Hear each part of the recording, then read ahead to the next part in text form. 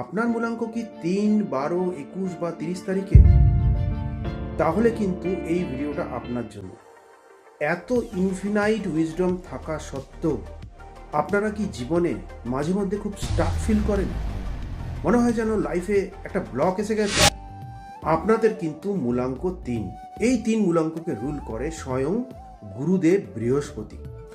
আপনাদের প্রচুর নলেজ, প্রচুর উইজডম, প্রচুর পরিশ্রম করার পরেও কিন্তু আপনারা সঠিক রেজাল্ট জীবনে পান না।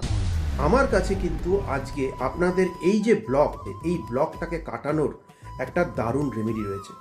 প্রতি থার্সডে বা বৃহস্পতিবার সকালবেলায় স্নান করে কপালে একটা কেশরের তিলক লাগিয়ে যে কোনো শুভ কাজে বের হন এবং অবশ্যই লর্ড বিষ্ণু আরাধনা করুন।